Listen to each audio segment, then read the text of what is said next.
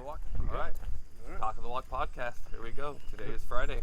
Good morning. And we got a special guest. It's Coco the bear dog.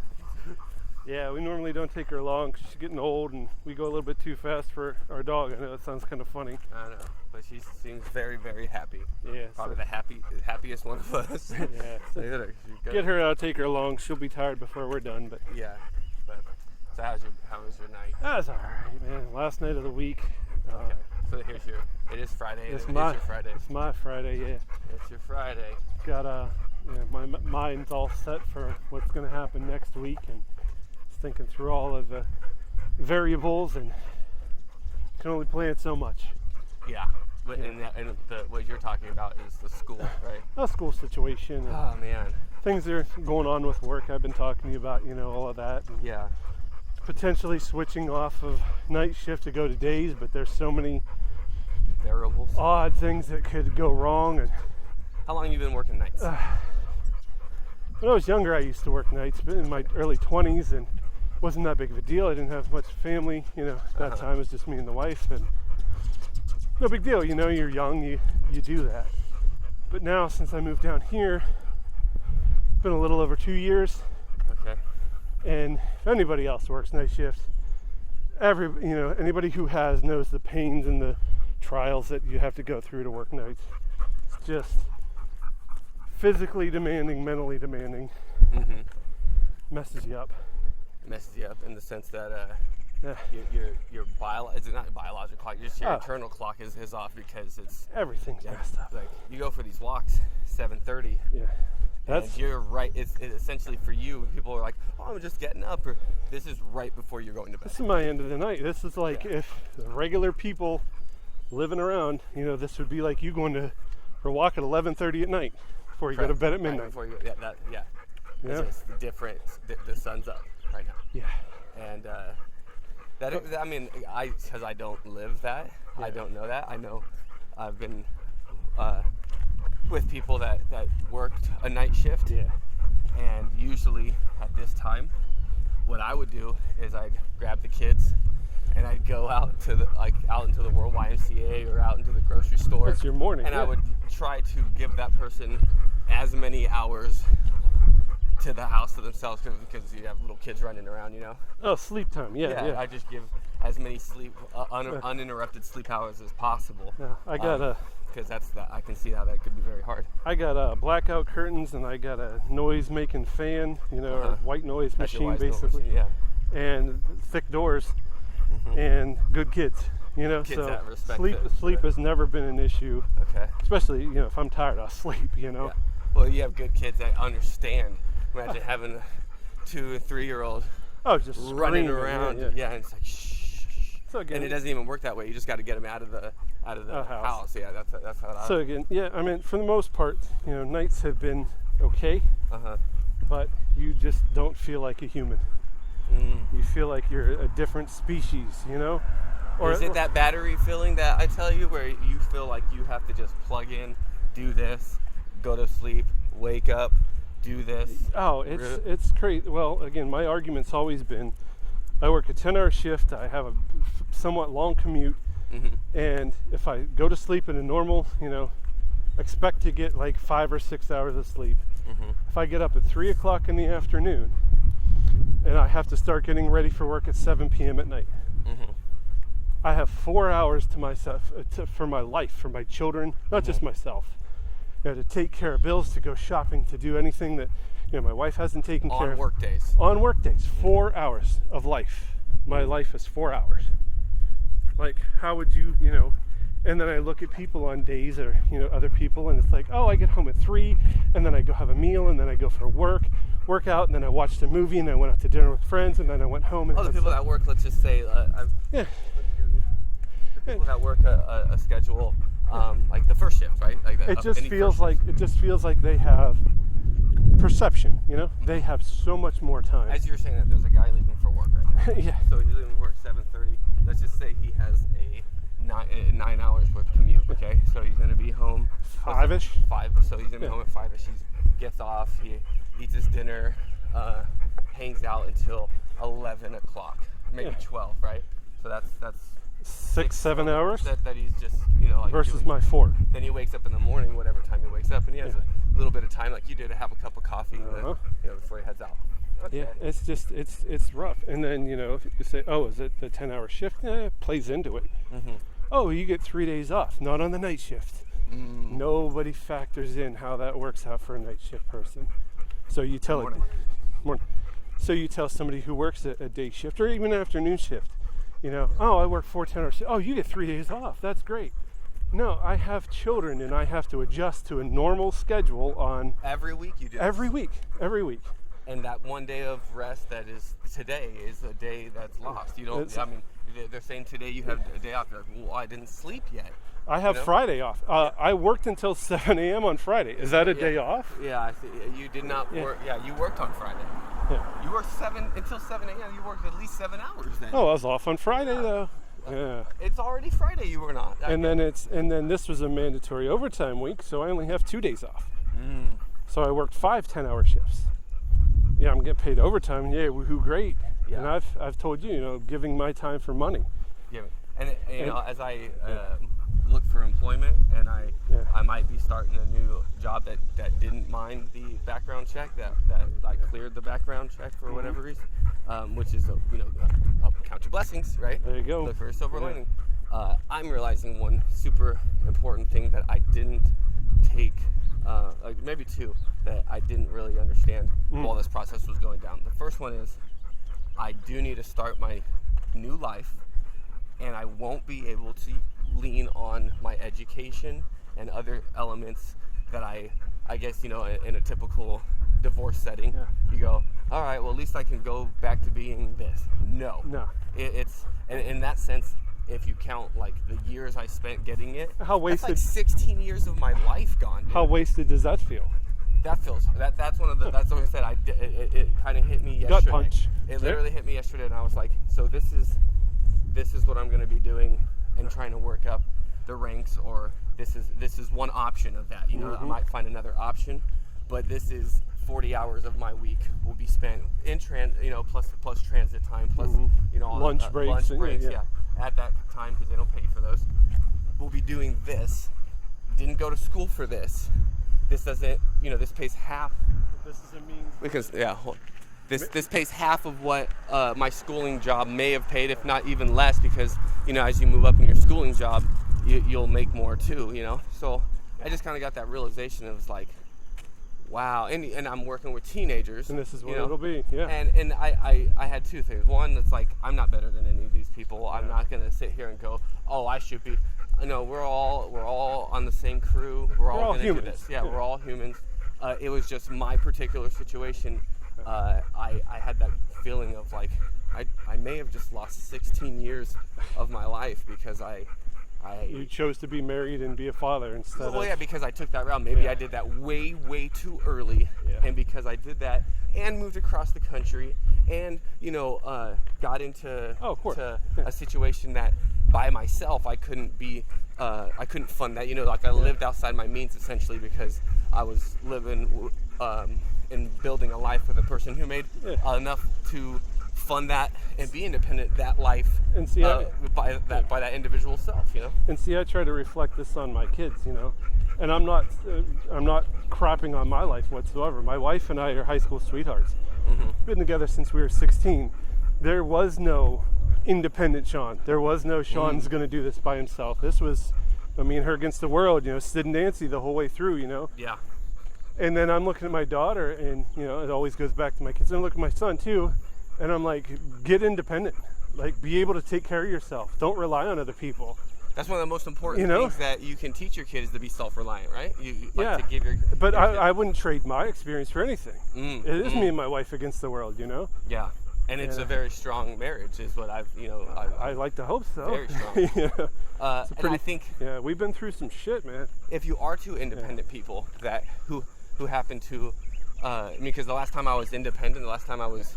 I'm playing fetch with my dog, so just so if you hear me. Okay, drop it. I know you can hear the dog. Come on, drop it. The last time I was by myself, essentially had my own apartment, no significant other, was essentially right before I met my next significant other. Yeah. And from that point to this point, I was in my 20s, like 26. Yeah. So I had a very small part of that, squandered it, so to speak. Yeah. And I it's not that I didn't have a good thing. I mean, that's the weirdest part. Like, that's probably part of the reason I miss that life was because it was a good life. Like, it wasn't like I was building a freaking house of crap, you know. Exactly. But it may have been a house of cards that, you know, came tumbling down because of the. But if it was an 8-year relationship, good morning. Morning. Then it was things within that time span that never got resolved. That really, in this moment, I see come crumbling down and fast. And I guess that's one of the hardest things to get over, is that it's not just, you know, let's just go our separate ways because this didn't work out. It's, I'm going to go my way, you're going to go your way, but I'm actually going to leave you at a deficit. It's a pretty big deficit. It's a restart, man. It's not like I had a life, you had a life, and we were doing it kind of side by side. Yeah. So we were doing it together. And together's gone. So now it's not like, oh, I can go back to the life I did before. No, I cannot. It doesn't exist. Plus, I got the 3 kids. Exactly. That was a part of the building together life. Yeah. That is, and looking at, you know, the pay rate and looking at that kind of stuff, it is gut wrenching to know that there is no like savings in my future.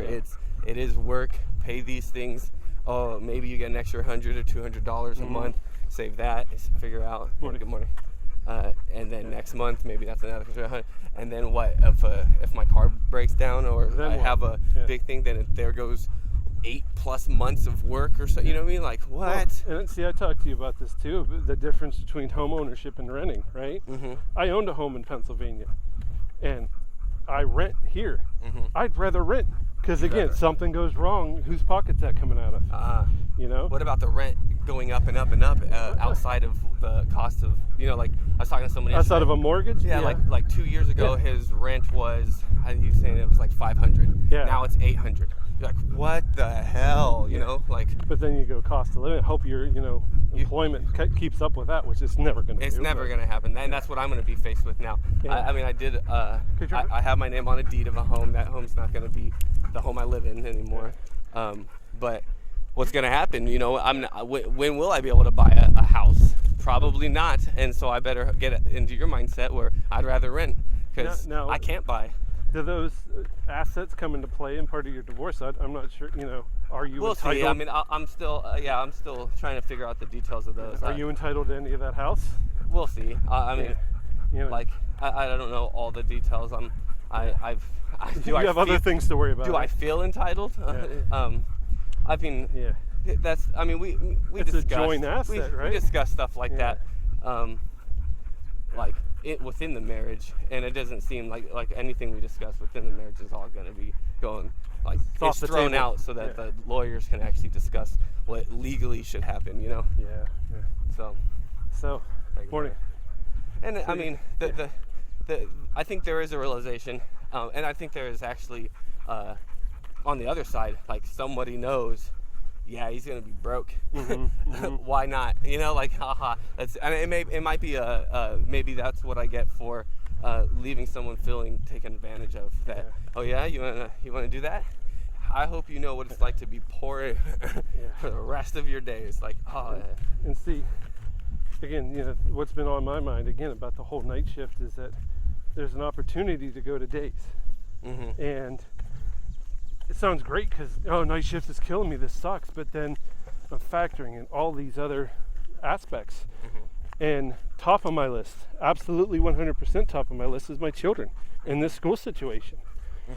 They are... Which, let's face it, it's not going very well. It is not very organized, from what I hear. The school situation is not very organized. If you're a parent, you want to leave a comment, or you want to tell me about I'm sorry. Oh my God. Yeah, I'm sorry. On behalf of all parents, especially if you're a parent who wants your kid to do some schooling, if not all schooling online. Oh my God. Distance schooling. It's not going well for you. If you want your kids to go to a brick and mortar building. What if one of the students or one of the staff, is sick? Yeah. They don't even have a contingency for that. They don't have as far as I know. In this particular area, because I mean there's schools all around. All around. Like, we're not opening up. Some schools are like, we're opening up, get used to it. There's no written plan for what happens if you... There's a boxer on the leash right there. Yeah, she's good off her leash, but I'll put her on if she needs to be. So yeah, and parents are dealing with that. Parents, there's just so much uncertainty at this moment, and even to complain about it is just almost a waste of breath because it's going to change tomorrow. Yeah. Or it's going to be different tomorrow. So today's problems might not even be a problem tomorrow. It might be 10 times worse. Or it might be 10 times better, I guess. And school's starting Monday. Yeah. Monday, 3 days from now. That's going to happen. And who's working on the weekends to resolve this? I doubt too many people are on staff. Exactly. So then, the night shift is I'm at home. I go to sleep during the time that my children would, be at school or now be online at school. I'm physically there if they have an issue or problem, and I can help out. You might be hazy-eyed, but you are literally present. Dad, wake up! I have a problem. Okay. Versus mom's at work and dad's at work, and the kids have a problem. What do they do? Yeah, and what about the parents that do have to work? That have a double income. Yeah. And I don't know those. Exactly. So again, to go to mornings. Okay, first of all, I'd have to absolutely 100%. The biggest problem is but concern is my children. They have to be independent. This has to go completely perfect, and there shouldn't be any problems. And then maybe, I'll consider going to days. Problem number 2 is because I work the night shift and my employer knows it's not a desirable thing, they pay a shift differential. Quite a substantial shift differential. And I'm not talking like, it's more than... It's a part-time job, right? I don't like putting numbers down, but it's close to $10K a year. A year. $10,000. I mean, that's how much the shift diff they're paying me. So you want to do some math, you figure it out. So to go 2 days, I have to give up $10K. $10,000. Just based off a shift differential. So not only is it my children, it's a shift differential. I have to consider that. Is my quote unquote sanity to return to a quote unquote normal life worth $10K? Correct. Outside of making sure my children are okay. Yeah. And then on top of that, I do have a perk of working 4 10-hour days. So they do have some perks of working the night shift because they know it's not a mindless zombie. Because it's not a desirable position to be. Perk number 1, I get that shift diff. Perk number 2, I get 4 10-hour days, except the mandatory overtime. But that's rare. It happens, but it's rare. So I'd have to give up 4 10-hour shifts. So now I'm back to 5 8-hour shifts. I give that up. I don't work very many weekends unless I volunteer for them or required to go in. But now if I go back to days, I become part of a weekend rotation. So I'm giving up the time that I'm trying to get for my children to be off on the weekends. I'm giving up one of those days just because I can go back to a normal life. There's all these horrible all these factors I have to consider. Yeah. Do I want a normal life? There's pros and cons is what you're saying. And now you're saying a normal life in this new normal, which is it's a stressful leaving my children alone, giving up $10K. For the working class and changing my shift. Like in general, maybe I might be wrong, but for the working class and below, poverty line stuff, people that have to work, people that you're not, whether you're in an essential worker spot or not, you're like, I'm essential. Work is essential more than I'm essential. Work is essential. Yeah, that is not going well for us. I'm going to say we people, because it leaves you, whether you have anxiety over it, you're wearing a mask, and you're like, I don't want to be in this situation. Oh my God, I have a precondition, but I got to pay the bills. I got a car payment. Son of a, SOB. And then the joke is like, those are rich people problems. Not that I'm far from down and out, but I'm far from rich too. Yeah. But it is he's got a job, he's working, he gets overtime, he gets a huge shift differential. What's he complaining about? I hear you. But that's, everything that I complained about today, I think would clearly be solved with $1 million dropped in my lap. Boom. Because I'm going to lose my education, 16 years of my life. I'm not going to be able to fall back on on my credentials and my degrees. Well, here's $1 million. Oh my gosh, okay, well now I just need to make sure that this is invested properly. And I was talking to someone. Yeah. And maybe this is different in perspective. If I was to win the lottery, or come into a substantial amount of money, I would ensure that the mother of my children, if she wanted to, was retired. If you really want us to be like if you get that option where we could just be parents and do this, and you can go pursue anything else that you wanted, but not have to worry about a time and place to be here, like give up your time for money. Yes. That would be a gift, regardless of the situation. I would be giving. I don't think that would be reciprocated based off of how things are going down. But two different people maybe. But see, that in my mind, that's still putting your kids first. That's not putting her first. That's putting your kids first. I can see that. So, yeah, you wouldn't do it if you didn't have kids with her, right? Yeah, you wouldn't. Yeah. I wouldn't. I probably wouldn't. Yeah. I'd be like, well, and then what would you be doing if well, I would be pursuing things that maybe did make money, even though I didn't need it, but it needs to be entrepreneurial type of. Doing it for yourself. I mean, we've had the discussion. Maybe off the recording. What would you do if money was not an obstacle? Yeah. What would I do? And I think my easy answer, and I remember in college thinking about this, I would open, which I kind of already did when it was. I would open some kind of company that allowed for not just myself, but other people to get out their artwork, whether it be music or video or almost nowadays like podcasting, something like a production company. Some kind of production company that gets people's artwork out there on the cheap, and I wouldn't limit it to age. That would be my one thing, because I mean, maybe it's because it's something I've gone through, but I wouldn't not sign, if that's the word to use. I wouldn't not sign somebody because they're in their 40s or 50s. And see, I think you got artwork, come over here. We'll see how it runs. If it doesn't run well, if it doesn't sell, I mean, at least you got to give. You got to live out your shot. Okay, well then on that breath, right? And I think we briefly brought this up, but you do have the YouTube channel that is a visual thing, even though it's just a static picture. Again, addressing the audience, right? You want to share your fan art, or just any art. Yeah. Send it to us. We'll put it up on our page. While you're listening to the podcast. Oh, for sure, I would do that. That's a great idea. You got a song? Yeah. We'll tack it on at the end of the program. I would totally, and that's the thing. Like, if someone wanted to latch on to something like my production company that I do have, that seems to be failing because of the COVID. I mean, I can't get things out there. I don't have the time to. Yeah. But I told you the one podcast that just basically says, and now to the weather, and then they play a song. By independent, artists. I don't know where they got the music from. I don't know how it gets submitted, whatever. But it's on a podcast, and I get to hear independent artists, and some of it's good, some of it's not. It just depends on. It's like somebody submitted their song to my podcast. I'm going to put that out there for everybody. I say we offer that up. That and artwork, artwork. That artwork, and if you are a comedian and you want to come on and talk to us, but also say you have a show. Anything that gets entertainers out there, because I think that was one of. Well, it does what you said you do without money. That is exactly what I do. We don't need money to do that, at least right now. And see, my thing is, we keep talking like this, like it's a super lofty goal in my mind. Like, who's listening right now? Nobody. A couple people. Yeah. If you find this, people of the future. Find this. We're still recording, and This is yesterday. This is going to be good while it lasts. Yeah, and if this is in your back catalog, if this is in your back catalog and we're still recording, catch up.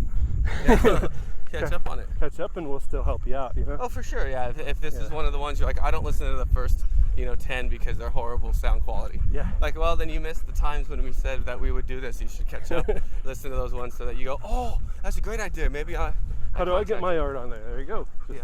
And then the socials at the end of the show that we tack on. I do tack those on. Yeah. I try to. No, that's what I'm saying. Hit us up that way. Yeah. Any of those. Yeah. And some. But carry on to topics to talk about that I was thinking. And it is, I'm guessing I'm going right back to school. I can't. I hope it was better, because it doesn't seem like the Monday starting of school is going to. To steal a phrase from my nana, it's going to blow over like a fart in church. Like, that's what's going to happen. It's not going to be smooth. Yeah, it's just not going to be smooth, man. Like, and I'm because I care. I've seen, how much time and stress that the family's gone through to ensure, like, to give you a description, there's whiteboard, like the whole kitchen now looks like a classroom. There's whiteboards. They moved all the appliances. My wife put up inspirational quotes. It looks like a classroom. It looks like there's an organized place for the desk and paperwork, and a place to hold your laptop, and there's going to be a place for the printer, and there's cork boards and pencils. It looks great. It's a classroom for 4 people, if that's what. And now, I hear, well, that's not going to be able to be utilized the way that you thought. Yeah. It's going to be a mixture of what they call hybrid. It's going to be, and you're like, and from my perspective, it was a matter of stability and health. Yeah. I want to ensure that my kids have consistency through the 5 days of school. Predictability. And I also want to keep them healthy. Yeah. Well, this is how we're going to run it. Suck it up. Okay. What a kick. I'm in a position to where this isn't an issue, but think about the children out there that, and this has been a huge thing, that rely on schools for meals. Mm-hmm. And now, even if they're going the brick and mortar route, you come to the actual building 2 days a week.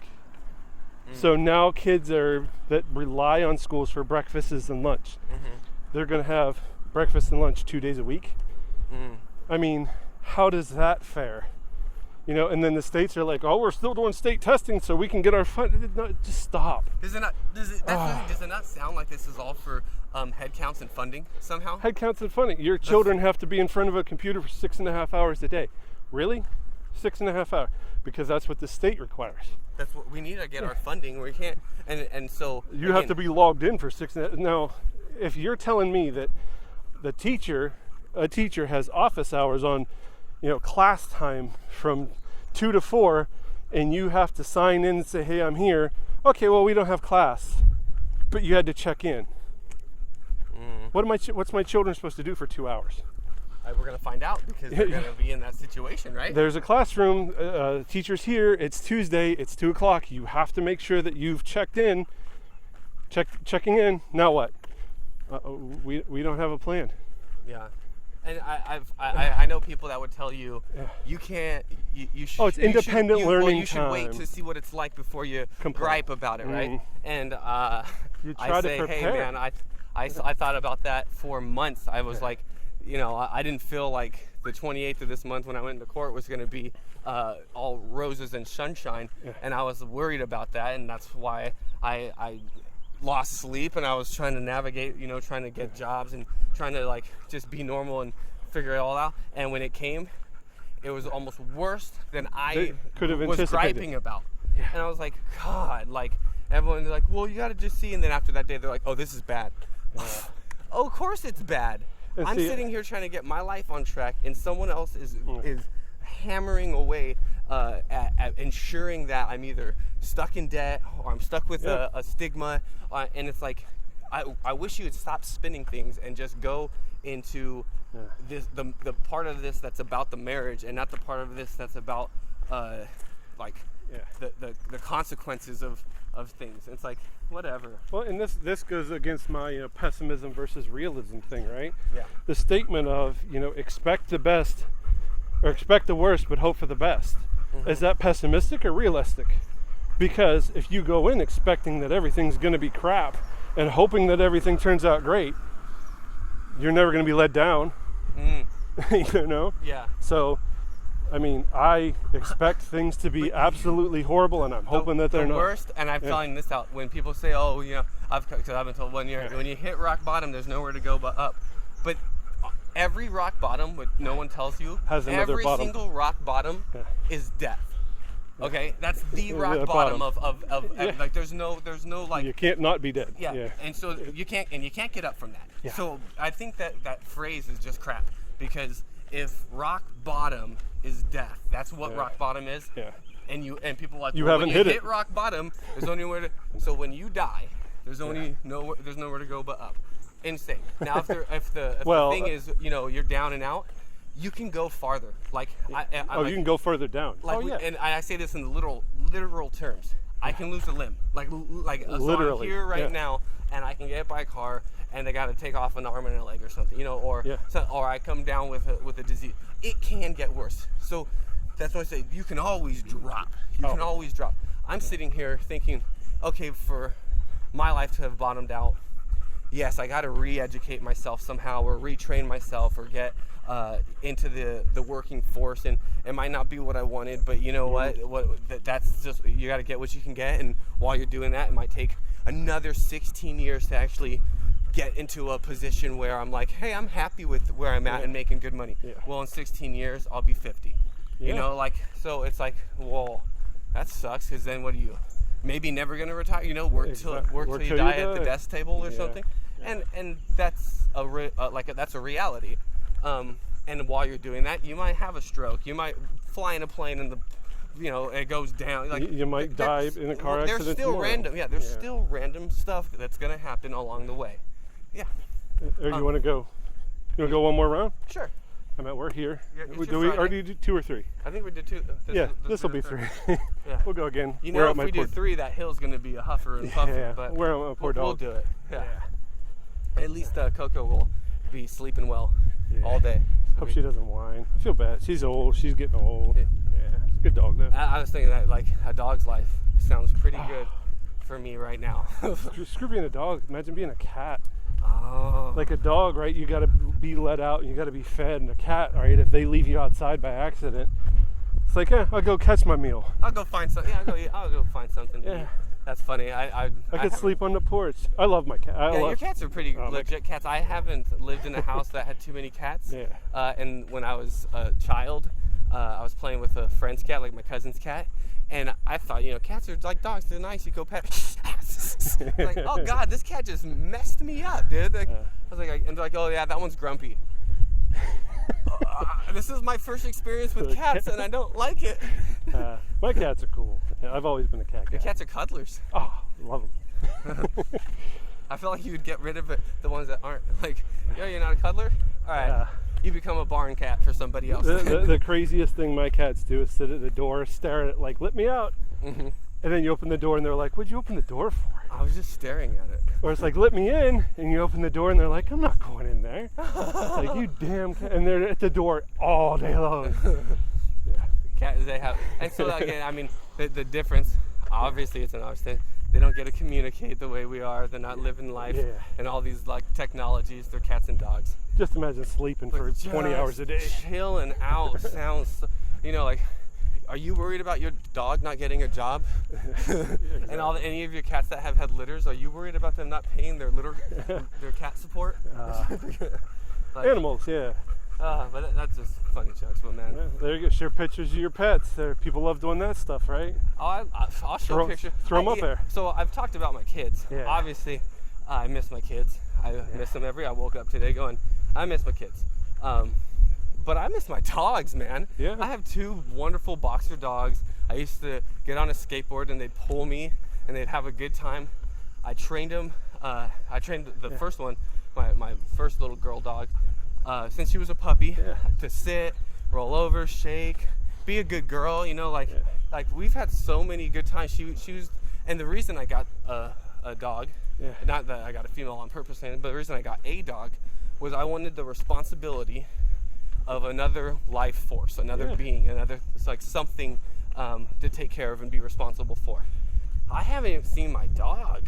I know that sounds weird, but I mean, even online, you can see in other divorces that they've had like dog visitations, custody battles over the dogs. Yeah, that actually exists. And I mean, I haven't brought that up or anything, but like I have these dogs that I've put so much time and effort into, and to yoink them, it's like.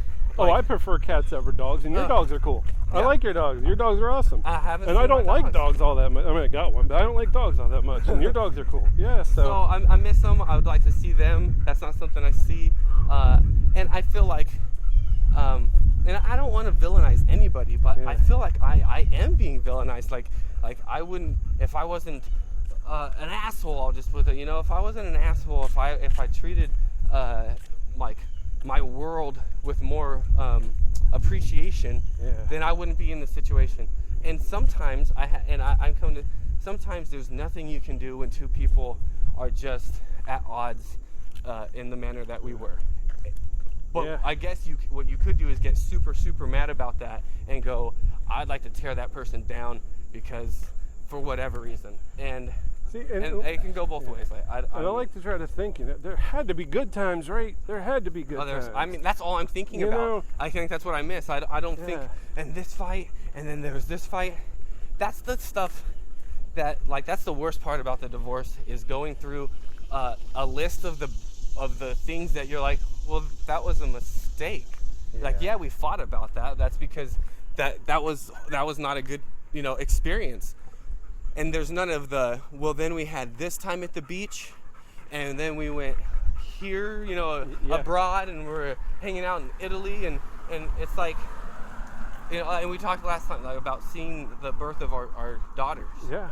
Mm-hmm. That was I know that was a good experience. Like, I'll kind of go into my telling of that, and if we have time, you do yours, right? I was playing a game called League of Legends at the time. It was a computer game, and we had Thai food the night before. We ate spicy Thai. Somewhere on the internet said eating spicy Thai promotes child labor somehow. Like, it can help you. I don't know. So I'm sitting there trying to play this game. It's one of those online games where you have to be in the game. You can't pause it. It's live, that you're playing against people, so you have to keep it going for, sometimes these things take 45 plus minutes. I got kids, I understand. Yeah, and it's like, man. So I'm starting this game, and earlier that day, we were concerned about things, and we were essentially waiting for the water to break as our sign that, okay, labor's happening. And instead of that happening, it was like a poop, I feel pressure. I pooped, and we had Thai food. That kind of makes you, have that kind of, if you eat spicy Thai, you gotta go. Sometimes if you eat spicy Thai, you know what I'm talking about. And so I was like, okay, I understand. So I'm starting this game, and that feeling comes again. Like, gotta poop. Maybe it's just poop. I don't know. I think it's something more. Maybe contraction. And I'm sitting there like, are you sure? Because I just started this game. Yeah, I am. We're in game right now. Like, I'm buying things. It's not that you're not my concern, but I just started this. I'm literally farming. But in the back of my mind, I'm sitting there going, there's clearly a higher priority.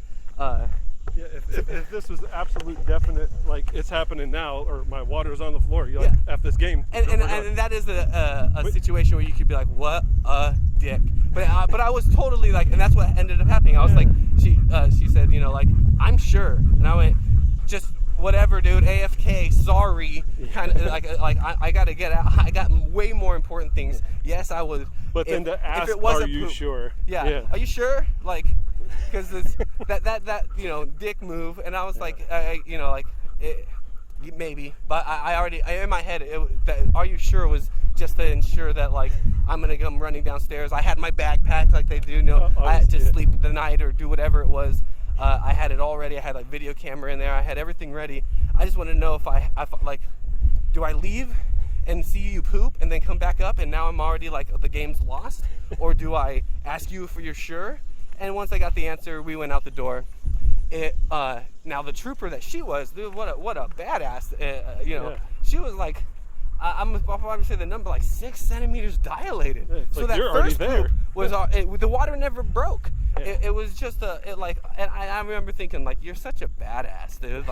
Wow, and I know the pain of I don't know the pain of childhood, but I saw it in her face, and whatever, epidural, is that what you get? Yeah. It was a must, because I was whatever you want, you get, because there's no absolute way I'm gonna sit you and watch you.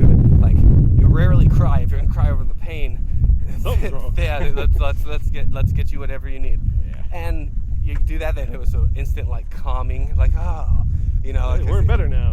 Those things definitely work. And then it was just the actual process, the push, and our first daughter got not stuck, but they had to cut, and all this, I'm just like a fly on the wall. Yeah. Dude, I'm just sitting there for the love of God. Man, you're just there. I'm a fly on the wall. I'm holding hands. I'm trying to be encouraging. Have you ever felt more useless No. I know. Like, it's like, I can't help at all. Like, can I hold something? And it was a beautiful experience. I wouldn't trade that experience. Like, I'm so glad that I saw and witnessed everything that was going down. I hope I was helpful in that moment. And as you say, like, did you have good times? I know that's like traumatic and there was a lot of pain going on, but I hope that you understood that I cared in that moment. Like there wasn't just hatred, like it wasn't just pure hatred. And that was one of those moments where I felt like I was doing what I felt I wanted to do. I didn't, But again, like no one told me to do it that way. I did it that way because I really wanted to do it that way. And again, you look back at that, like you said, little potential dick moment. Like, is that a regret or is that just part of the story? You know what I mean? Yeah. I'm playing a game here. And it's like, it is what it was. Yeah, I mean, of course. Again, there's spin and everything. So, I'd hate to have the other part be like, and he wouldn't even get off his video game when I was going through labor. Mm-hmm. Well, I did. That's absolutely not the way. But it is what it. Like, to me, it was just a part of the story that makes it. I word that way to be comical. The truth was, I would have never started. I wouldn't have played. Maybe I shouldn't have played video games all day. Whatever it would have been. And actually, that game. Maybe it was because of that. I really put that game aside. Especially after my child was born. Not important anymore. Because of how that game's structured. Yeah. I started playing games that I could put down on the spot, because I do like video games. Yeah. But getting locked into 45 plus minutes of something, I couldn't do, especially after the child was born. Again, because it's not about you anymore. Exactly right. Boom. It wasn't about me and trying to rank up. That was a thing of the past. And it's not like I need to be accommodated or there's no accolade I need for for that sacrifice. I'm just saying that was a conscious effort I made to say, oh, not about me anymore. But that means it's not about my ranking on some game I'm not going pro with, Yeah. Little side note, just to add extra commentary for fun. Do you know I used to make epidurals? Really? Yeah. When I worked in a pharmacy, that was pretty much my job. It's like put the good drugs in the saline bag for the women that are pushing. Yeah. That's cool. Yeah, I used to make epidurals, so it was an interesting kind of like route to get to where I'm Breaking at. Bad. I can tell you, well, I won't share it here, but I could tell you a story where I could have basically broke bad. The potential to break bad was right in my face. Really? Because of the education you have? Say the access to pharmaceuticals. Okay. I see what you're saying. And again, because I'm an upstanding, fine young citizen, that potential never became a reality. But oh my goodness, just the. Which is, that's totally clear because you can let's say I work at a pizza shop, right, and I can steal $20 out of the till. Yeah. Are you gonna do it? No. But is the accessibility there? Yeah. Maybe, right? It's a matter of character. That's like the same as the bank teller. I had the potential to rob a bank, but because I'm actually, a law-abiding, caring person, I never. Yeah, it's like ask any employee of any business how to screw the business over, and they know. Yeah, they know. Yeah. So that was kind of like I knew how to screw that business over. Did I do it? No, but man, I got some stories on how I would have.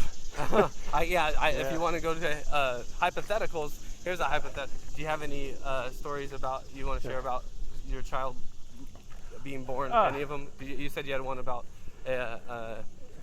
how your son almost killed your wife. Oh well, that was an interesting story. Again, same hospital where I was making the epidurals. Right, my wife delivered in that hospital, and she was having a difficult time with my son. It was a planned C-section. There was potential that there was complications with him. He had a 2-vessel cord instead of 3. I don't know if anybody knows about birth, but just say the details, and if they don't know, they can Google it. The short version was that he could potentially have learning disabilities because of blood supply to developmental things. He's completely fine. He's a great kid. Nothing bad happened, but it was a concern at the time. And so we planned for a C-section, and there were some complications getting her epidural started. And I was there with my 4-year-old daughter at the time and my mother-in-law, and we were waiting for my mom to come to the hospital, and they had her in a surgery room, one of the operating ORs for the epidural and the C-section. And because I worked at the hospital, I heard them call a code, and it was obstetric emergency. And I knew that my wife was the only one in obstetrics going through surgery at that time. My heart dropped. I mean, the worst thing you could think of, they're calling a code on your wife who's delivering your baby. Yeah. And his danger and her danger, and I'm in a room with my in-law that has no clue what's going on. They're just hearing things over the loudspeakers, and you're like... And my daughter who's trying to play, and I'm trying to keep entertained. And my brain's just going like, my wife could be dying right now. Oh, God. My son could be the cause of it. He could be dying right now. Oh, God. Oh, my Lord. So I'm in a waiting room pretty close to the OR.